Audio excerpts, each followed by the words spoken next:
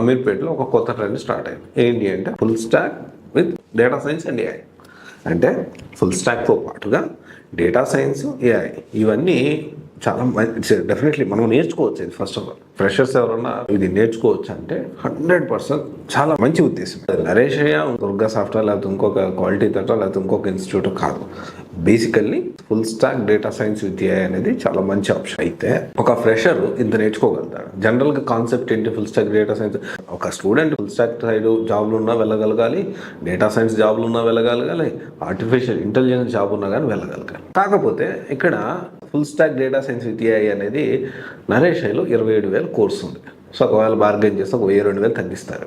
6 months duration. దీంతో పాటు అంటే ఇక్కడ మనం అర్థం చేసుకోవాల్సిన విషయం ఏంటి అంటే ఒక్క డేటా సైన్స్ కోర్స్ నేర్చుకోవడానికి డిపెండ్స్ ఆన్ కంటెంట్ని బట్టి, సబ్జెక్ట్ని బట్టి చాలా టైం పడుతుంది. 9 months, 6 months, 8 months అట్లా మినిమం పడుతుంది. లేదు ఒక ఫుల్ స్టాక్ నేర్చుకోవాలన్నా కానీ మినిమం 4-5 months, 6 months పడుతుంది. ఈ 6 monthsలో ఫుల్ స్టాక్ నేర్పించేస్తారు, డేటా సైన్స్ నేర్పిస్తారు, ఏఐ నేర్పిస్తారు. అనేది ఈ నేర్చుకొని మన జాబ్లో అంటే ఇక్కడ మనం ఎక్కడ బెండ్ అవుతుంది జనరల్గా మనం మాట్లాడుకుంటే ఫీజు తక్కువ అని చెప్పి చాలామంది టెంప్ట్ అవుతూ ఉంటారేమో, which is not at all correct. Fees ఇక్కడ విషయం కాదు.